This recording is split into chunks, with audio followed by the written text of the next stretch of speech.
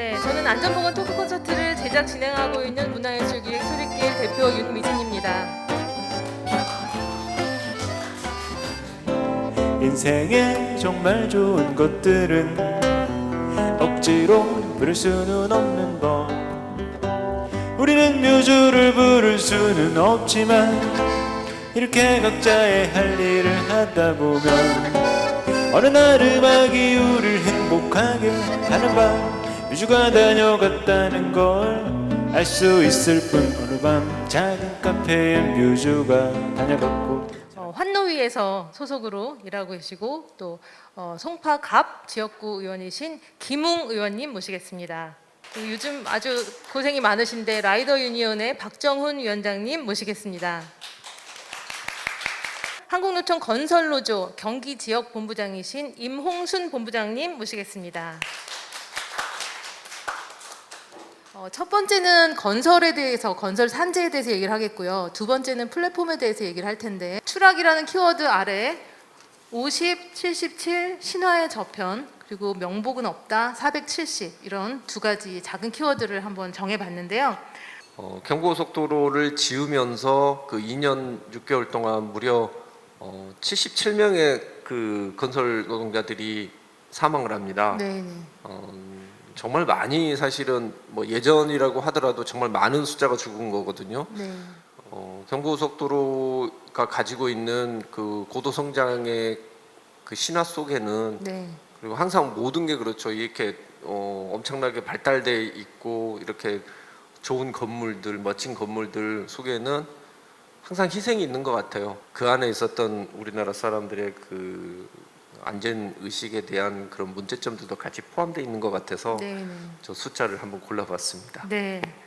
전에는 산재를 희생, 고귀한 희생 이렇게 얘기했다면 지금은 이제 사회적 타살이 있다. 그래서 그렇죠. 우리가 예방을 하고 교육 홍보를 해야 된다는 차원으로 이제 목표를 정해야 되는 때가 돼가지고 두 번째가 이제 명복은 없다 470 산재 사망을 50% 줄이자 해가지고 작년에 굉장히 대대적으로 캠페인을 했었는데 너무 무색하게 돼버렸어요. 그리고 올 초에 사실 이천 물류창고 화재 참사 그것도 산재잖아요. 그래서 그때 이미 38명의 노동자가 아까운 목숨을 잃고 해서 현장에서 내는 집계와 네.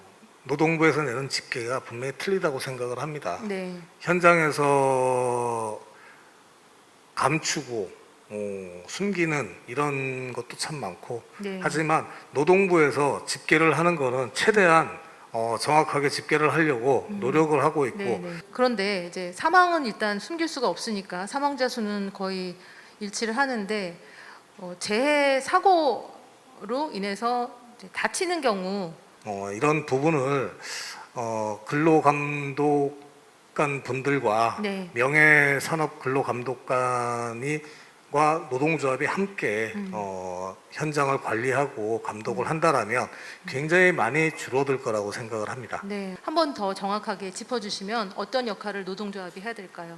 실질로 현장에 나가서 무엇이 잘못되어 있는지 관리 감독을 할 수 없습니다. 네. 그거는 인원이 그만큼 적고 문재인 정부에 들어서 300명을 700명까지 늘렸습니다. 네. 하지만 이 숫자는 턱없이 부족하고 전국에 700명인가요? 네, 맞습니다. 너무 적습니다, 정말.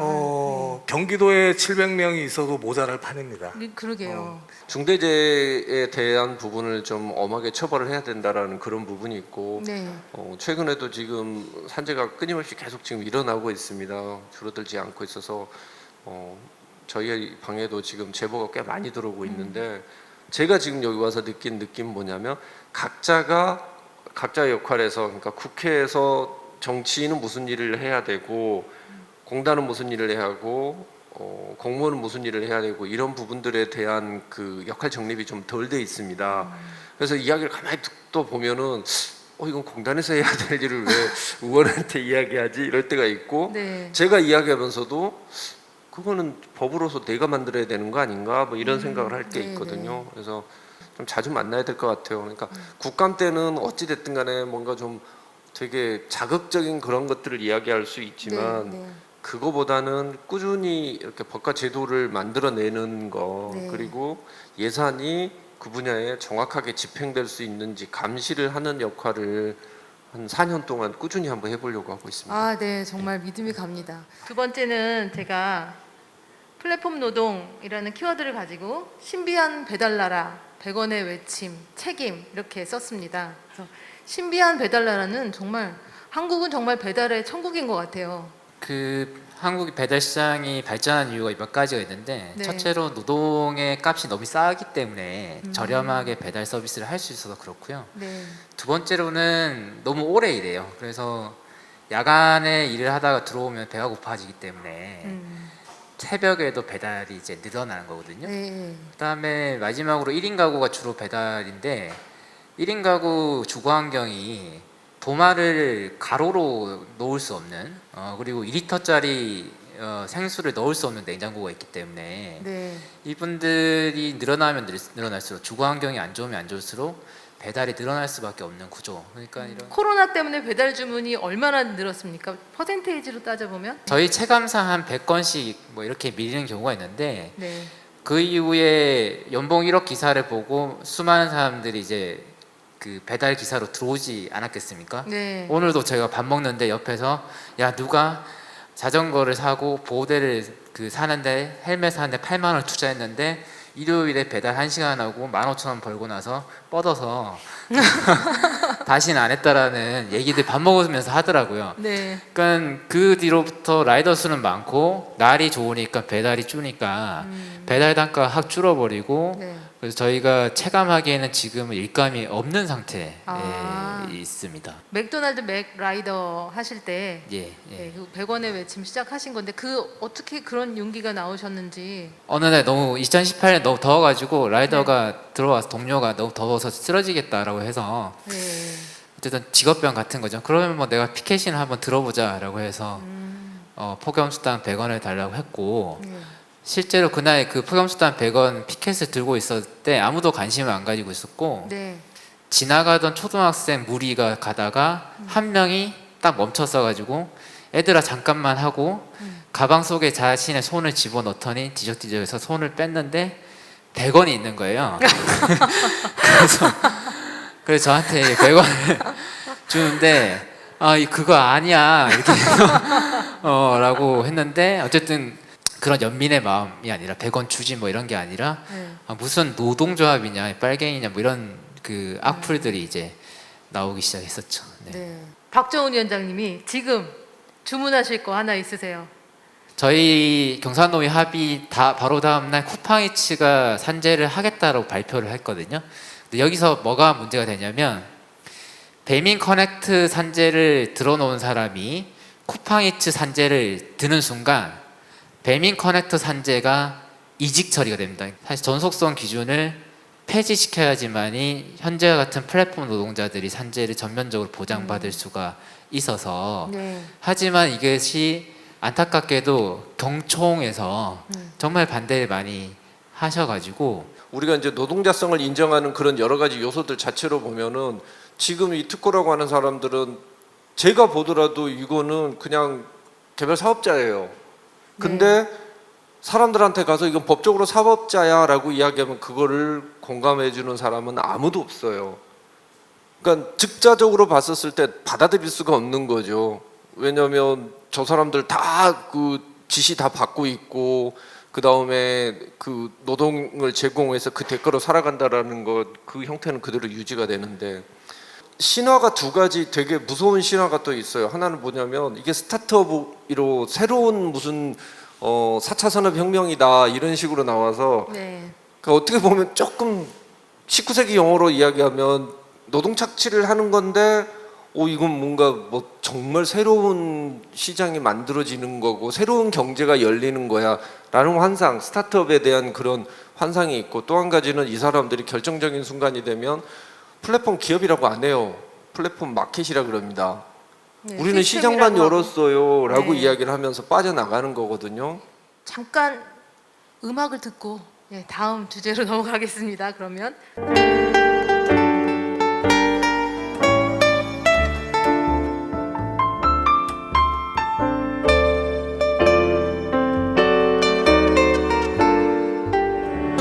의문을 던지며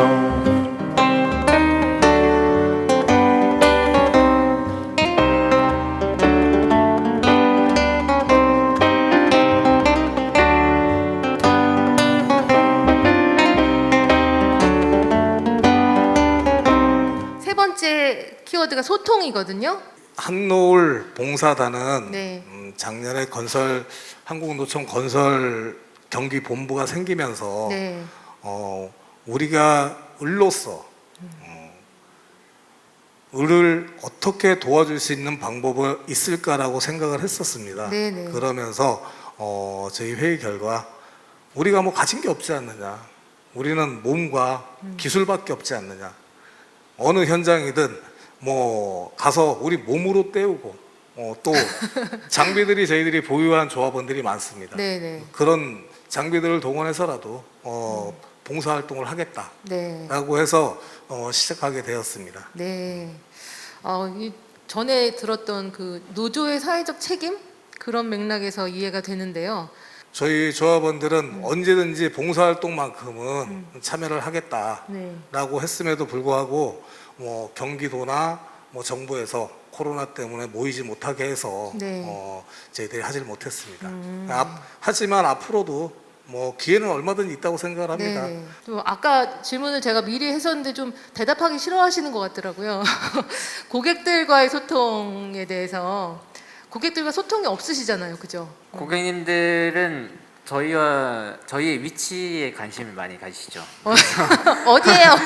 네, 네. 그래서 이분이 딴 집에 가면 안 되는데 네. 요즘에는 이제 배달 구조를 좀 아시는 분들이 이제 딴 집까지 맞아요. 왜냐면 묶어서 가기 때문에. 네, 제 에이. 주변에 라이더가 하면 우연히 원래 문화예술인인데 요즘에 예. 코로나 때문에 라이더가 되신 분이 계세요. 네. 그분이 지하 주차장에서 오토바이로 들어갔다가 네. 한 3번쯤 넘어졌다고 그 얘기를 들었습니다. 네. 재질이 매우 미끄럽기 때문에 네. 빗길에 들어가면은 얼음판과 같은 느낌을 해요. 그래서 지역에 있는 저희 조합원 같은 경우는 같은 아파트에서 3번 사고가 나서 난 네. 적이 있어요. 그래서 다리가 부러지거나 이렇게 하거든요. 아. 심지어 경비원 중에 그냥 들어간다고 지하철에 물 뿌리는 경비원. 아유, 그게 너무 그래서, 심한데요. 네. 네, 그런 분들도 있어서 죽으라는 거죠. 네, 그래서 그것도 사실은 택배뿐만 아니라 여러 배달 관련해서 아파트에서 좀 사건들이 많거든요. 네. 청년들과 소통에 대해서 얘기를 해보겠습니다. 요즘 것들 연구소. 예. 주로 그거 같아요. 젊은 청년들이 절망감을 많이 느끼고 특히 공정 이슈에 대해서 되게 좀 화가 날 때 저희한테 뭐 많이 보내주시거든요. 네, 네. 뭐 욕도 많이 보내주시고 이제 그런 걸 가지고 저희는 이제 주로 지금 젊은 청년들이 하고 싶은 이야기 정말 좀 울분에 차서 하는 이야기를 이제 대신 해드리는 그런 역할을 하고 있거든요. 네. 거기서 이제 조금 저희가 더 이제 발달하면 뭔가 그분들의 그 분노를 해결할 수 있는 방법까지는 이제 찾아낼 거라고 생각하고 있습니다. 박정훈 위원장님 혹시 플랫폼 모델 중에서 괜찮은 모델 보신 적 있으세요? 플랫폼 사업 모델 중에? 네. 저한테 그런 질문을 하면 답은 정해져 있습니다. 네, 그런 건 없다. 없다. 왜냐하면 플랫폼이라는 게 사실은 그러니까 배달 대행이 왜 생겼냐? 자영업자 한 10명 정도 모여가지고 야 10명당 1명씩 고용하면 10명의 인건비를 써야 되는데 그건 너무 아깝지 않냐? 다 줄여버리고 한 3명한테 10개의 가게를 배달을 맡기자. 그러면은 그 3명의 오토바이랑 인건비 누가 될래? 다 못 되겠는데 그러면 그 배달 대행 하는 놈을 사장으로 만들어서 오토바이도 사게 하고 유류비도 책임지게 하고 노동법도 책임 안 지게 하자라고 생긴 게 배달 대행이고 그게 프로그램으로 만든 게 플랫폼이기 때문에 네. 태생부터가 그 겉보기는 되게 혁신적으로 보이는데 태생부터가 좋은 플랫폼이라는 건 없고. 네 번째 키워드는 이제 환경에 대한 얘기를 마무리 삼아서 우리가 올해 코로나도 그렇고 전에 뭐 메르스나 등등 이렇게 전염성 질환이 자꾸 이렇게 생겨나고 그래서 환경에 대한 고민을 하다 보면은 이제 내가 뭐 좀 나는 항상 조심해 나는 플라스틱도 잘 안 쓰고 뭐 이렇게 얘기를 하지만 사실은 큰 틀에서 보면은 그런 노력은 너무 미미하고 올해 또 플라스틱 산처럼 쌓인 걸 보면서 우리가 마음이 무거워지는데요. 바닷속에 들어가 보면 폐그물, 그다음에 플라스틱 같은 게 굉장히 많습니다. 네. 네, 저희들은 주기적으로 그 청소를 하고 있고 또 네. 그냥 들어갔다가도 있으면 주워서 나옵니다. 예, 작은 거부터 실천하고 네. 작은 거부터 하는 게 맞지 않나 싶습니다. 일단 그런 청소부터 벌써 하고 계시군요. 개인적으로도. 거기 바닷속에 들어가서 그렇게 청소하고 했던 건 한 10여 년이 좀 넘은 것 같습니다. 우리 박정훈 위원장님은 요즘에 전기 오토바이, 전기 스쿠터 네.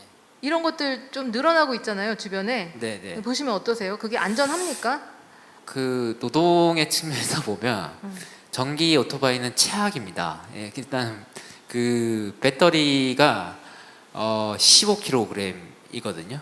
근데 그 충전하려면 이걸 야외 충전소가 없으면 들고 가야 돼요. 그래서 제가 일하는 맥도날드 매장, 제가 전기 오토바이 쓰고 있거든요. 맥도날드 네. 매장이 48계단입니다. 3층 높이에 있어요. 그 15kg을 들고 왔다 갔다 하면은 여기 절로 나오는 거고. 예. 그 심오한 뒷면이 있네요. 예. 네. 장기적으로 보면 뭐 좋을 수 있는데 네. 저는 기술 개발이 엄청나게 됐을 때 정도 한 10년 뒤에 좀 탈 네. 수 있지 않을까 이렇게 생각합니다. 어제 제가 며칠 전에 충주호에 그 수몰 문제 때문에 충주호를 갔었는데 그분이 이런 이야기를 하셨어요. 이번에 이렇게 수해가 났는데 보세요. 쓰레기 하나도 없죠? 코로나 때문에 아무도 관광을 안 간 겁니다.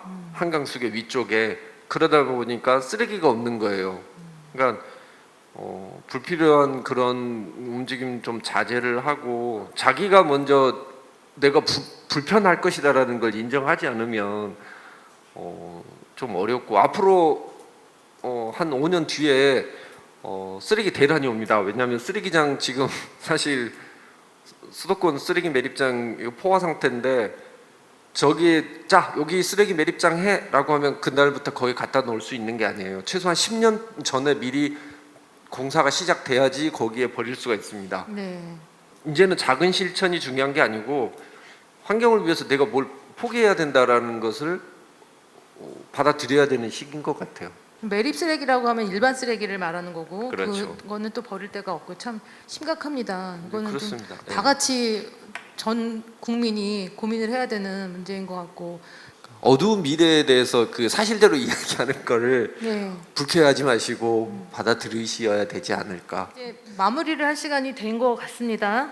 그래서 오늘 건설과 플랫폼에 대한 얘기들, 이제 특히 플랫폼 얘기는 조금 구체적으로 그래도 할 수 있었던 것 같아서 좋은데 건설 산재를 줄이는 거에 대해서는 결론적으로 조금 말씀을 좀만 더 들었으면 하는데요. 정부에서 굉장히 좀 지원을 많이 해주시고 여기 의원님도 계시지만 정부에서 정말 많은 관심을 가져주신다면 산재는 급격히 떨어질 수가 있고 또 노동조합에는 이 건설 안전에 대한 전문가들이 굉장히 많습니다. 뭐 의원님도 아실지 모르지만 저희들이 이 현장에 다니면서 많은 고발을 하고 있습니다.